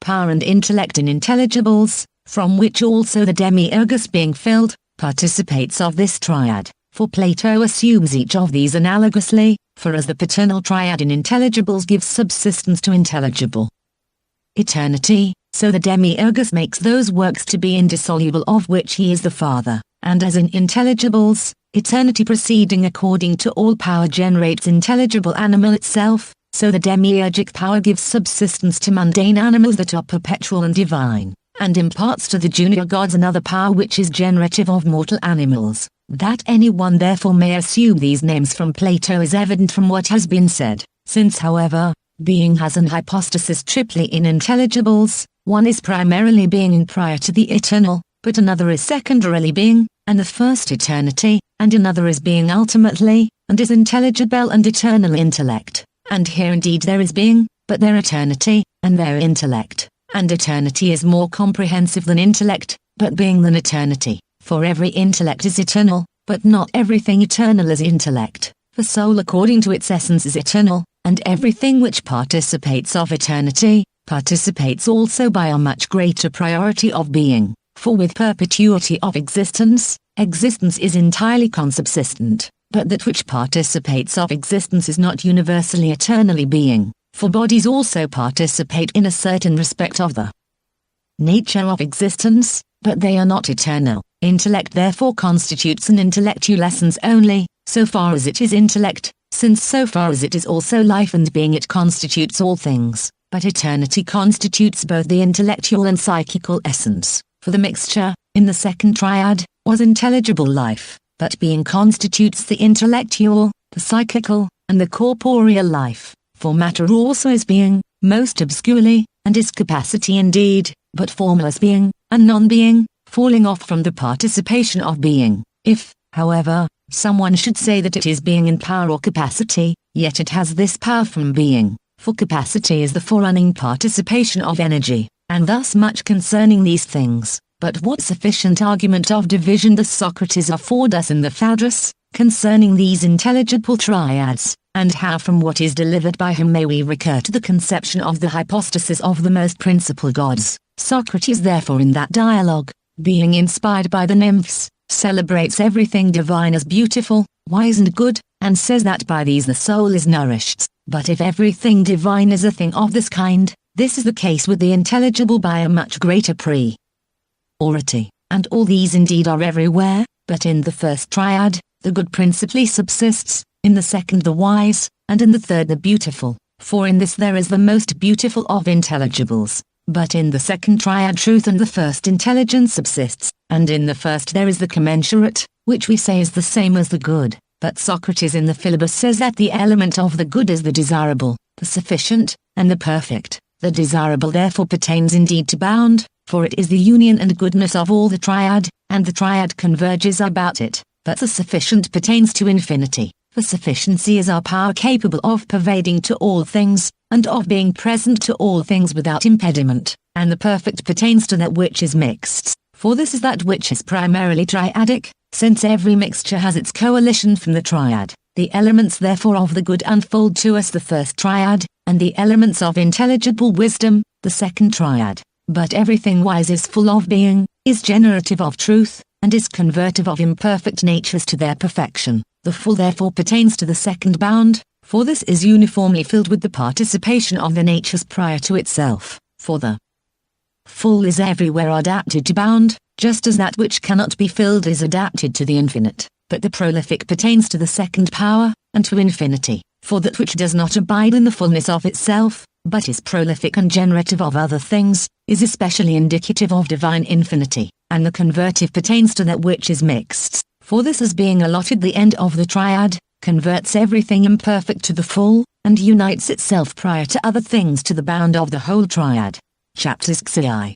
Moreover, the elements of beauty are the peculiarities of the third triad of intelligibles, but these are, as we have before observed, the lovely, the delicate, and the splendid. The lovely therefore, being arranged analogous to the desirable, pertains to bound, but the delicate being coordinate to the sufficient, pertains to the infinite power which is in the beautiful, and the splendid is of an intellectual peculiarity, for this is the beautiful of beauty, is that which illuminates all things, and astonishes those that are able to behold it, and as apparent beauty shining most manifestly, is seen through the clear est of the senses, for the objects of the sense of many differences according to Aristotle, and the sense pervades farther than the rest, so likewise intelligible beauty appears to the intellect of the soul shining intelligibly, for it is an intelligible form, and on this account the splendor of beauty is apparent to intellect. Splendid beauty therefore, as Socrates calls it, shines forth at the extremity of the intelligible order,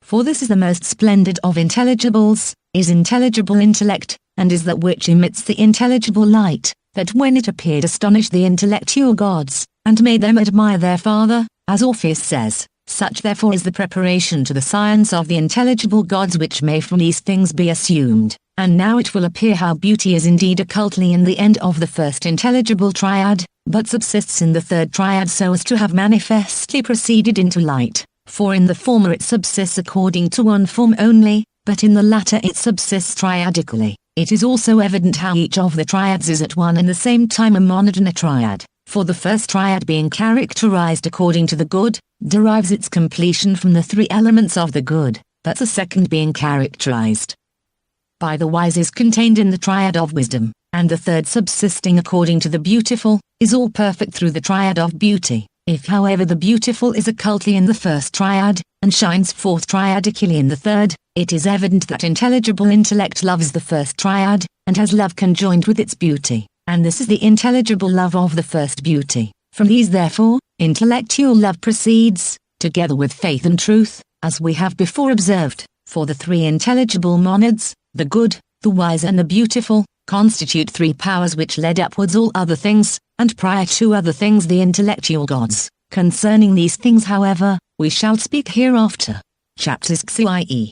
Let us now then direct our attention to the theory of the Parmenides, but I wish again to remind the reader of what we have before demonstrated. It has been shown therefore, that it is necessary to divide the second hypothesis into the whole progressions of the one being, and that this hypothesis is nothing else than the generation and progression of the gods, proceeding supernally from the supreme union of intelligibles as far as to a deified essence, for the discussion is not, as some say it is, in the first hypothesis, concerning God and the gods, for it was not lawful to Parmenides to conjoin multitude with the one, and the one with multitude, for the first God is perfectly exempt from the whole of things, but in the first hypothesis essence, and even the one itself, are taken away from the first God, that such an ablation, however, as this is not adapted to the other gods is evident to every one. Moreover, neither does Parmenides in the first hypothesis speak about the intelligible gods, as they say he does, for they assert that the negations are of these gods, because they are conjoined with the one,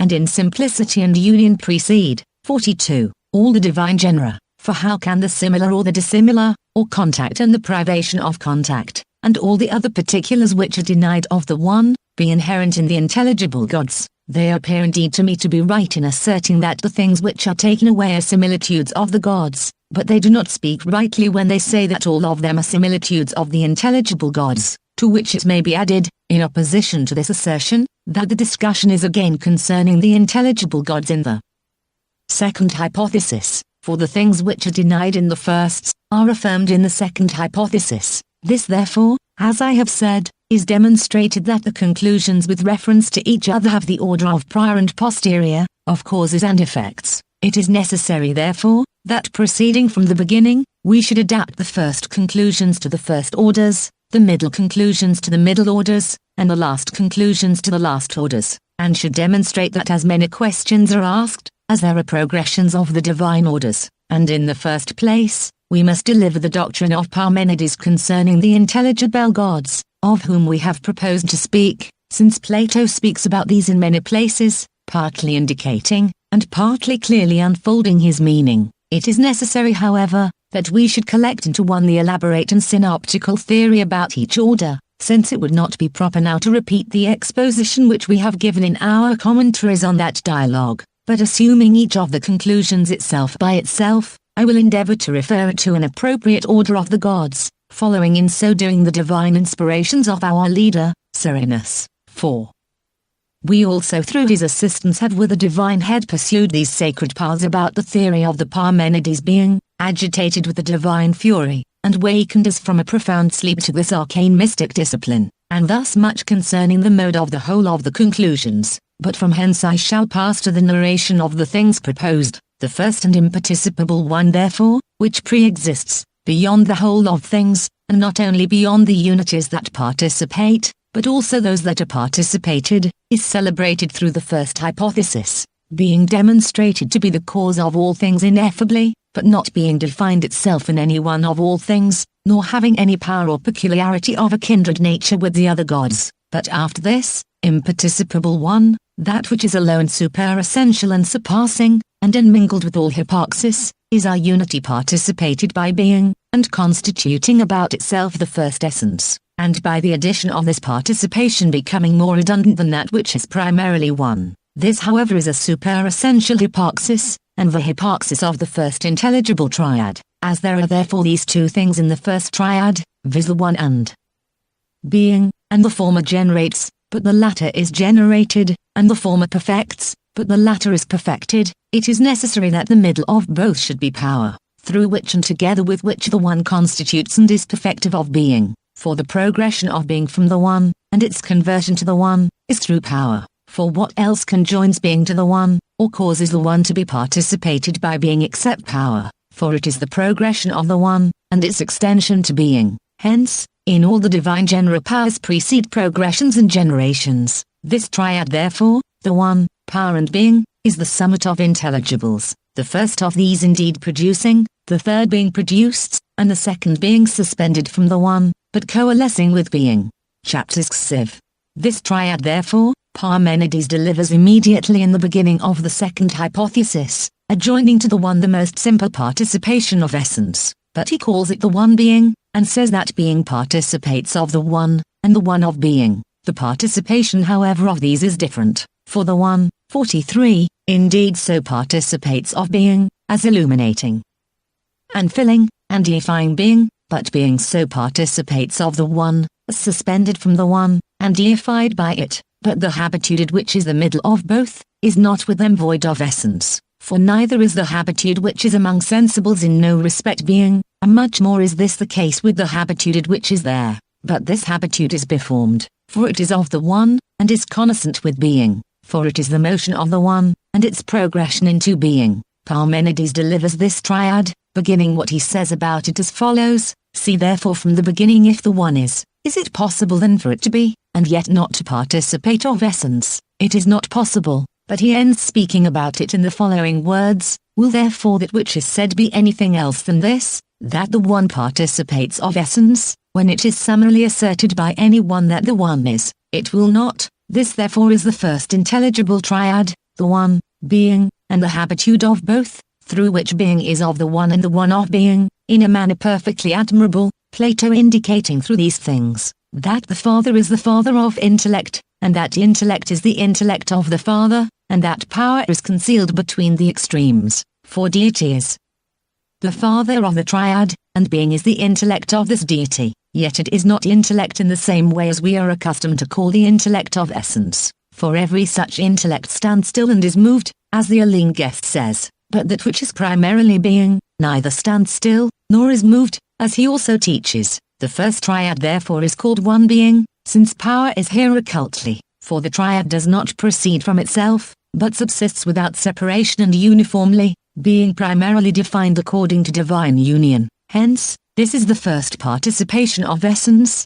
which participates of the one through power as the middle, which collects together and separates both the one and being, and it is superessential indeed, but is conjoined with essence. We must never think therefore that all power is the progeny of essence, for the powers of the gods are superessential, and are consubsistent with the unities themselves of the gods, and through this power the gods are generative of beings. Rightly therefore, does poetry everywhere assert that the gods are able to do all things, for essential powers indeed are not capable of effecting all things, since they are not constitutive of superessential natures. The first triad therefore, is through these things unfolded to us by Parmenides.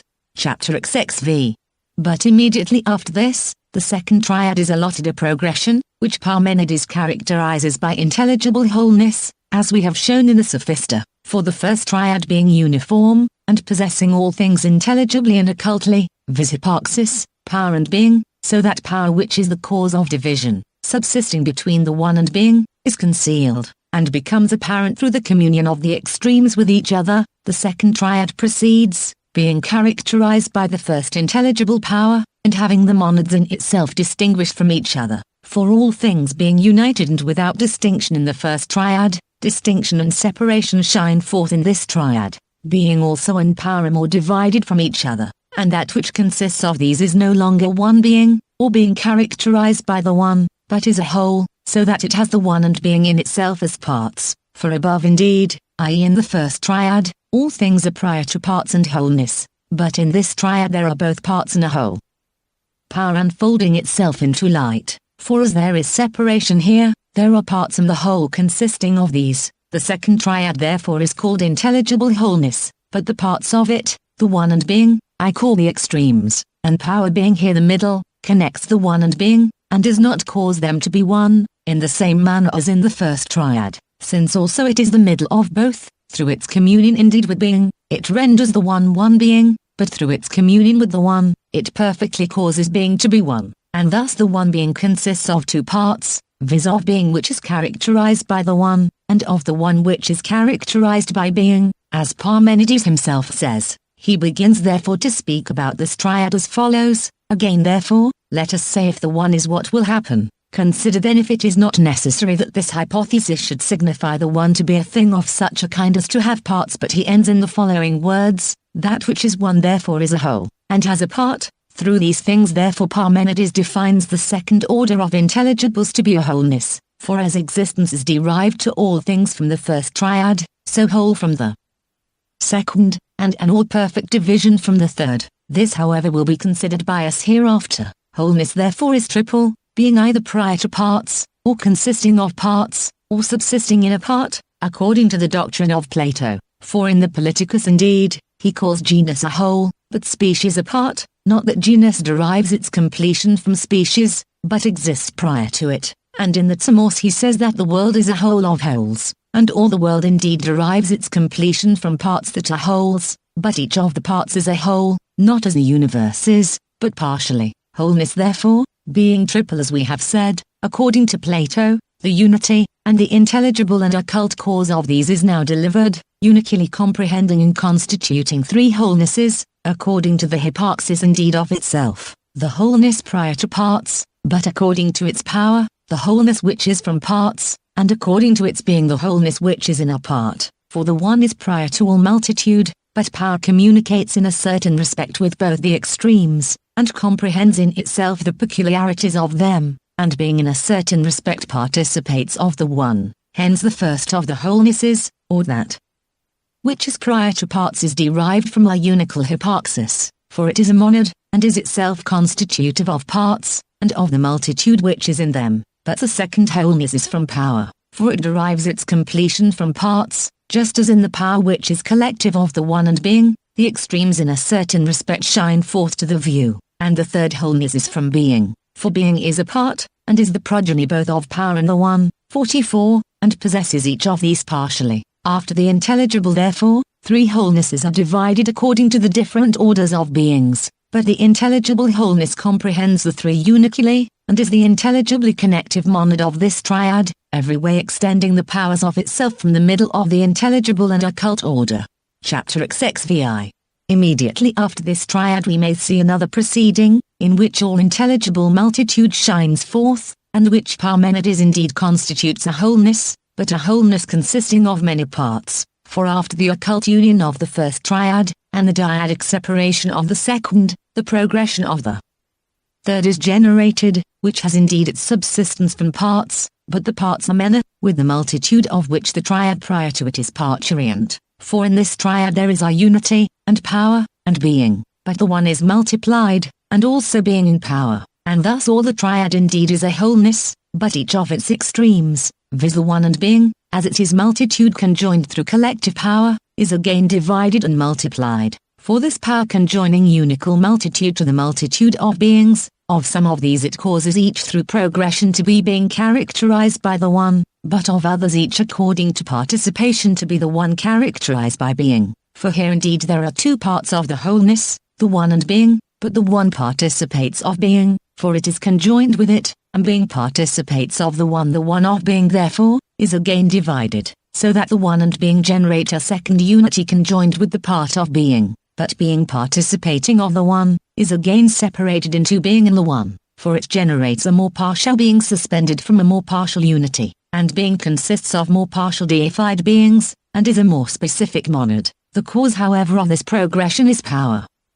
For power is effective of two things, and is the operator of multitude, for the one indeed calls forth into multitude, but being converts to the participation of the divine unities. Whence therefore does Parmenides begin to teach us concerning this triad, and where does he conclude his discourse about it? The beginning, therefore, of what he says on this subject is as follows: what then, can each of these parts of the one being, viz. The one and being, desert each other, so that the one shall not be a part of being, or being shall not be a part of the one? It cannot be. 45, but he ends thus: will not, therefore, the one being after this manner be an infinite multitude? It seems so. In the first place, therefore, it is proper to understand the manner of the progression of the divine genera, and that conformably to the intelligible monad, which we arrange according to the one being, the duad posterior to it which we call a wholeness, proceeds, but we say that it consists of two parts which are separated by power, and that intelligible multitude presents itself to the view from the monad and the duad.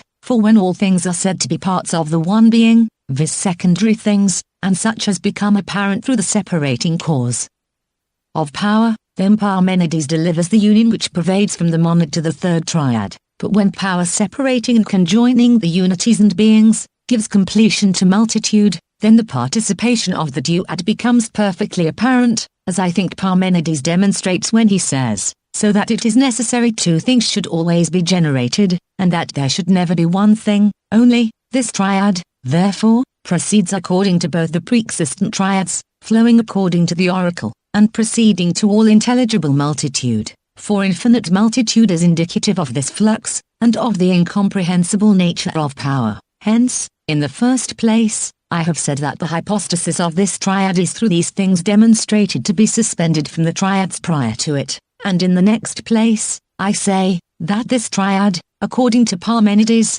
is primogenial. For this first imparts the power of being generated, and Parmenides calls the multitude which is in it in generation, i.e. becoming to be, or rising into existence, for he says, and the part will be generated from two parts at least, and again, whatever part is generated, will always have these parts, and in what follows, so that it is necessary it should always be generated two things, and should never be one. Does not he, therefore, who frequently uses the word generation in teaching concerning the progression of the intelligible multitude, proclaim that the natures prior to this order are more united to each other, but this order proceeds to a greater extent, unfolds the occult nature of the triads prior to itself, and is primogenial, unfolding in itself prolific power. In addition to these things also, it is necessary to consider the infinity of multitude, not as those think fit to speak, who assume the infinite in quantity, but since in the principles of the whole of things, there are bound and infinity, the former being the cause of the union, but the latter of the separation of multitude. Parmenides calls the first and intelligible multitude infinite, because all multitude indeed, according to its own nature, is infinite, as being the progeny of the first infinity. All intelligible multitude, however, is a thing of this kind, for it is the first multitude, and multitude itself. But multitude itself is the first progeny of intelligible infinity. Intelligible multitude, therefore, is on this account infinite, as unfolding into light the first infinity, and this infinity is the same with the all-perfect, for that which has proceeded to the all, and as far as it is requisite an intelligible nature should proceed, through the power which is generative of the whole of things, is infinite, for it cannot be comprehended by any other thing. But intelligible multitude is comprehensive of all intelligible multitude, for if indeed that which is primarily infinite, was infinite according to quantity, it would be requisite to admit that the intelligible is infinite multitude of this kind. Since, however, the intelligible is infinite power, it is necessary that the participant of the primarily infinite should cause infinity to shine forth according to the power which is comprehensive of all prior natures. And if it be requisite to relate my own opinion, as that which is primarily one is primarily bound, so that which is primarily multitude is infinite multitude, for it receives the whole power of infinity, and producing all unities, and all beings, as far as to the most individual natures, it possesses never-failing power. It is, therefore, more total than all multitude, and is an incomprehensible infinite. Hence unfolding into light all multitude, it bounds and measures it by infinite power, and through wholeness introduces bound to all things. These things, therefore, may be assumed from Parmenides concerning the third intelligible triad. Chapter Xxviii. Let us in the next place speak in common about all the intelligible triads, with respect to the first triad, therefore, which is occult, and is allotted the intelligible summit in intelligibles, Plato at one time proceeding from the union which is in it, and its exempt transcendency with respect to the other triads, denominates it one, as in the Timos, for eternity, says he, abides in one, but reason evinces that this one is the first triad of intelligibles, but at another time proceeding from the extremities which are in it, viz. That which is participated, and that which participates, he calls it the one being, considering the power which is comprehended in these as ineffable, in consequence of its subsisting uniformly and occultly, and at another time, he unfolds the whole of it, according to the monads which are in it, downed, infinity, and that which is mixed, downed indeed indicating its divine hypoxis, infinity its generative power, and that which is mixed, the essence proceeding from this power. Plato, therefore, as I have said, teaches us through these names the first intelligible triad, at one time ended through a name, but at another through two names, and at another again through three names, unfolding it to our view, for there is a triad in it, according to which the whole is characterized, and a duad according to which the extremes communicate with each other, and a monad which exhibits the ineffable, occult, and unical nature of the first, through its own monads. But the second triad after this, Plato denominates in the Timos indeed, eternity, but in the Parmenides the first wholeness. How these, however, are allotted the same peculiarity we may learn by considering that everything eternal is indeed a whole, viz. If it is perfectly eternal, and has the whole of its essence and energy at once present, for every intellect is a thing of this kind, perfectly establishing at once in itself, the whole of intellectual perception. It likewise does not possess one part of being, but is deprived of another part, nor does it partially participate of energy, but it summarily comprehends the whole of being, and the whole of intelligence. If, however, in its energies it proceeded according to time, but had an eternal essence, it would be allotted the whole of the latter, and this always stably the same, but would possess the former variably, so as to exert different energies at different times. Eternity, therefore, is everywhere the cause of wholeness to the natures to which it is primarily present, but whole also is everywhere comprehensive of perpetuity, for no whole abandons either its essence or its proper perfection, but that which is primarily corrupted and vitiated is a partial nature, for on this account also the whole world is perpetual, viz. Because it is a whole, and this is likewise the case with all that the heavens contain, and with each of the elements, for everywhere wholeness is connective of subjects. Hence eternity is consubsistent with wholeness, and whole and eternity are the same. Each also is a measure, the one of things eternal, and of all perpetual natures, but the other of parts and of all multitude. Since, however, there are three wholenesses, one indeed being prior to parts, another subsisting from parts, and another in a part, through the wholeness which is prior to parts, eternity measures those unities of divine natures which are exempt from beings, but through the wholeness which derives its subsist.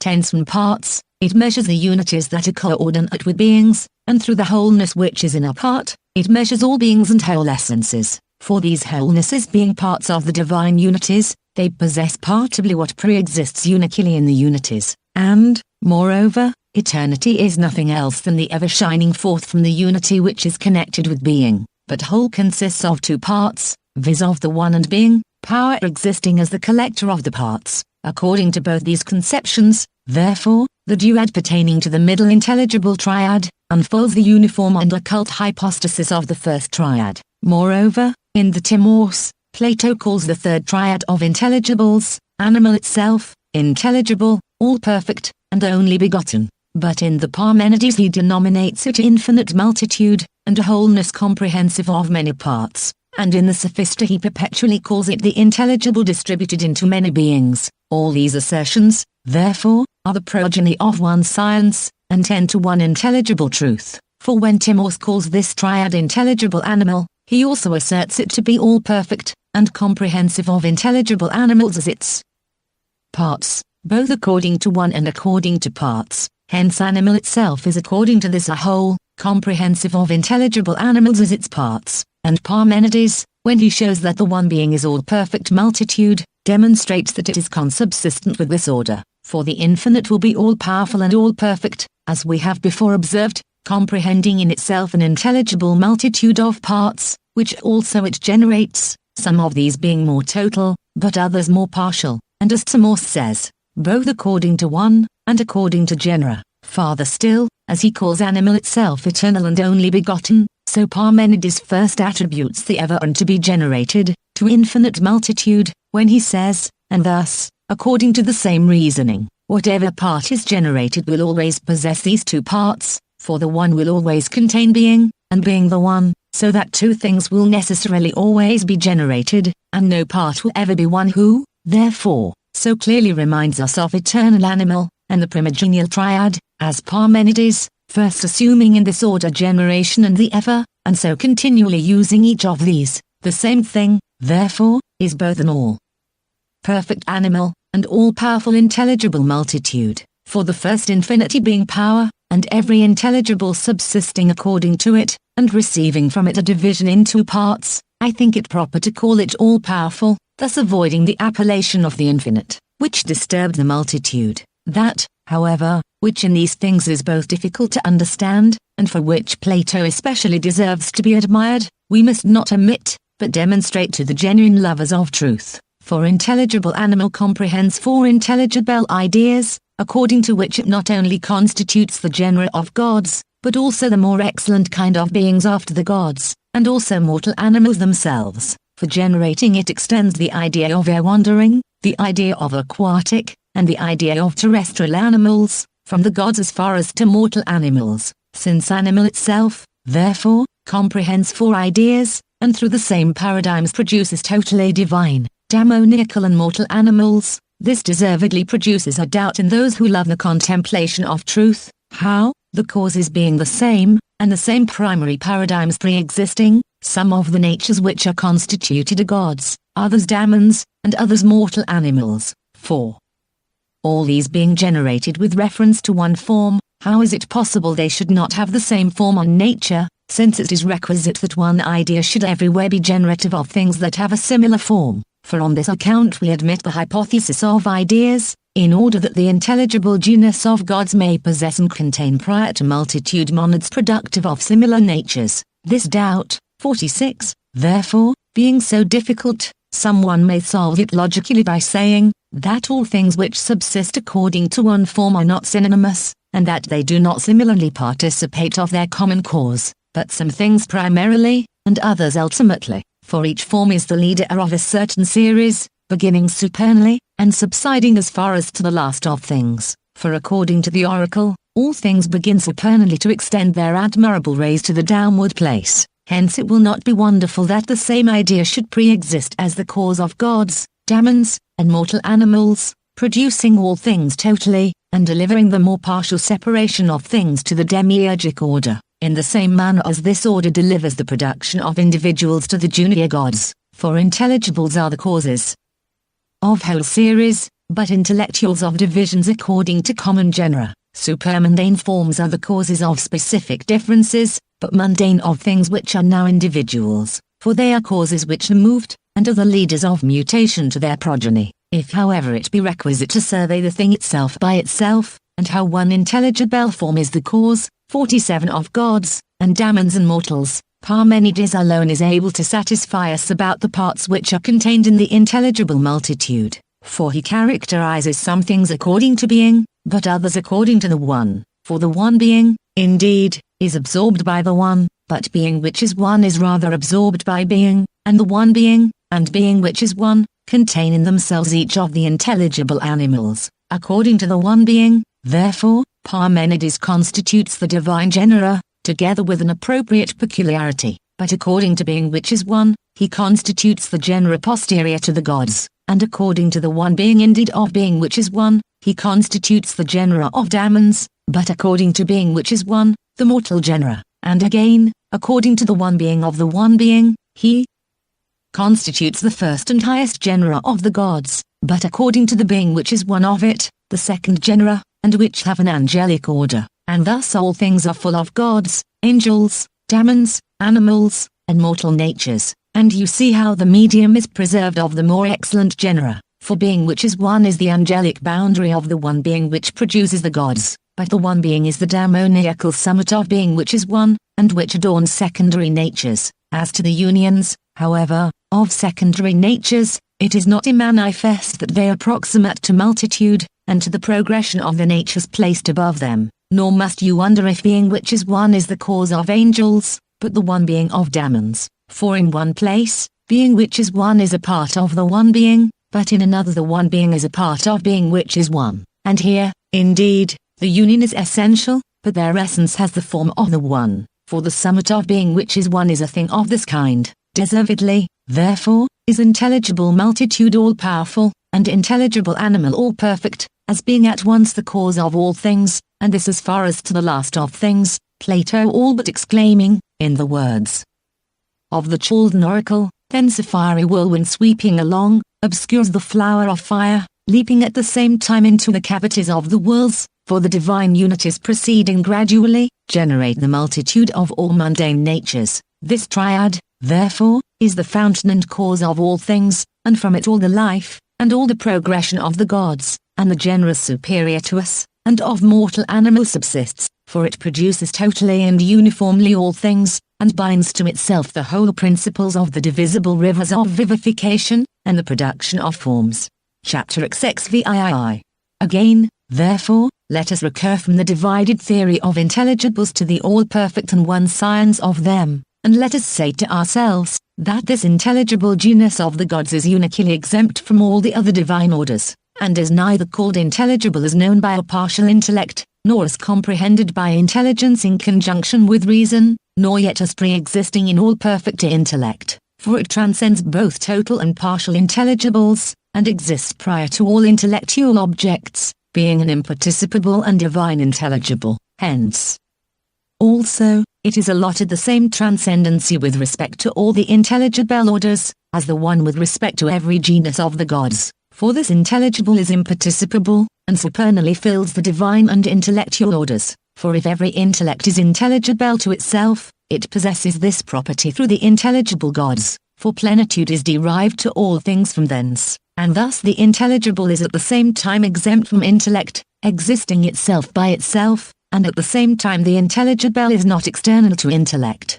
for there is an intelligible which is conjoined with intellect, the coordinate being derived from that which is exempt, the participated from that which is imparticipable, that which is inherent from that which is pre-existent, and that which is multiplied from that which is uniform. Intelligible simplicity, therefore, must not be defined to be such as that which we are accustomed to assert of intelligibles, for in these the one becomes equal to multitude, and separation to the uniform sameness of essence. But intelligible simplicity is uniform, without separation and occult, excelling every divisible form of life, and intellectual multitude. Hence I do not place intelligible simplicity in the order of idea, for this form is partial, and is subordinate to intelligible union, but I consider it as the hyparxis of divine natures, and as generative of the whole of the good which is distributed to all divine natures, and in which the gods themselves subsists, for the goodness of the gods is neither form nor habit, but the plenitude of divine self-sufficiency and divine power, according to which the gods fill all things with good,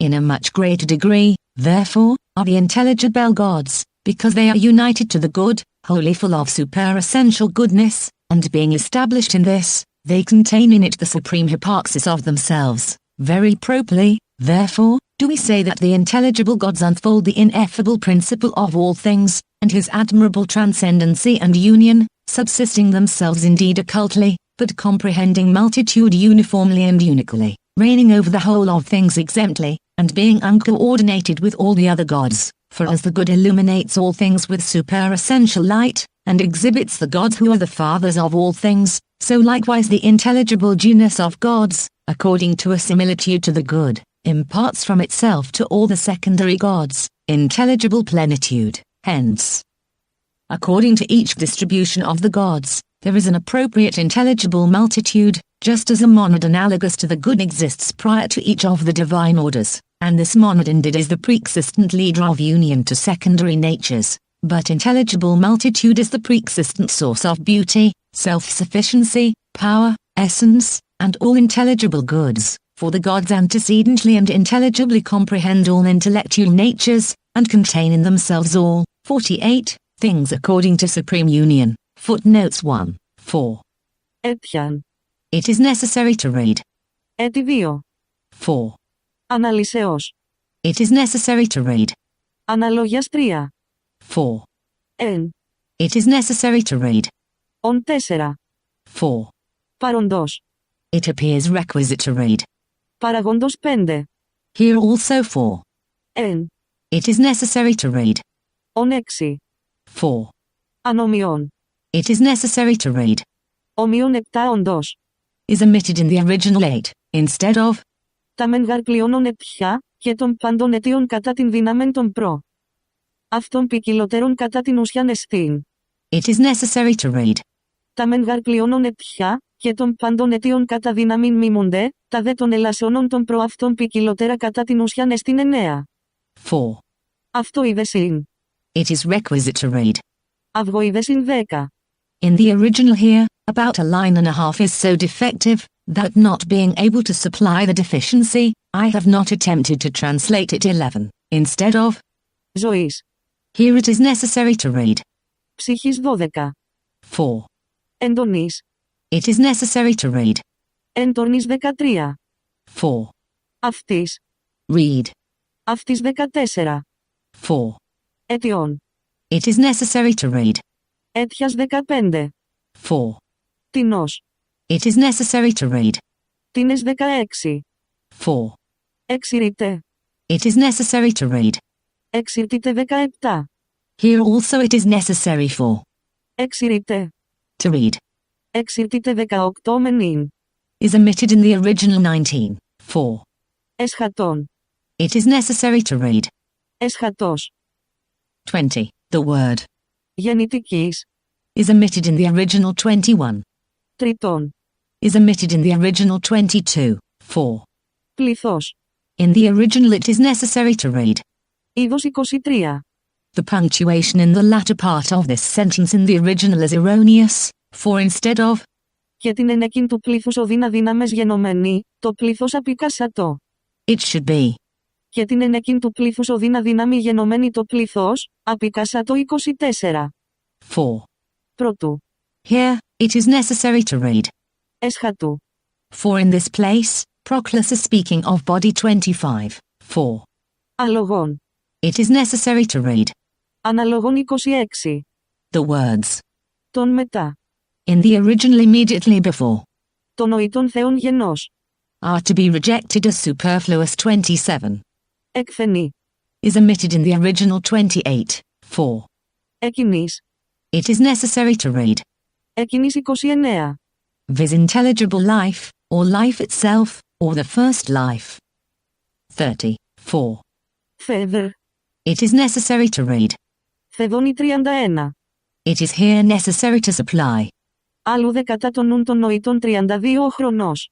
Is omitted in the original 33, instead of. Αδιότητα. It is necessary to read. Ιδιότητα 34 ζωής. Is omitted in the original 35, instead of. Πρώτου περατός. And. Πρώτης απειρίας. It is necessary to read. Πώς του περατός. And. Προς της απειρίας 36. For. Νοητής. It is necessary to read. Νοερής 37. For. Δευτέρα. It is necessary to read. Δεύτερος 38. Instead of. Το πράγμα ταφ ονοματί. It is necessary to read. Το όνομα ταφ πραγματί 39. For. Νοεράς. Here it is necessary to read. Νοητά 40. It is requisite here to supply. Το εν 41. For. Αυτό το ενεργήν. It is necessary to read. Αυτά φενεγήν 42. For. Προσχόντες. It is necessary to read. Ποέχοντες. 43. In the original. Ενών. But the true reading is evidently. Εν. Alone 44, instead of. Όντως. It is necessary to read. Ένος 45. It is necessary to correct the text here, and to read as follows. Τεούν, των μορίων εκατέρων τούτων του ένος όντως το, τεν και το όναρα απολύπες θόν, το εν κάπα φλάμδα 46. Instead of. Απίας.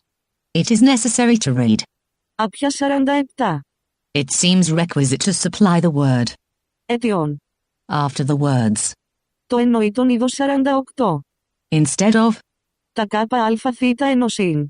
It is requisite to read. Πάντα κάπα αλφα θήτα ενωσίν. And then the end of this book will be complete, and not defective as the Latin translator Portus imagined it was. Book IV.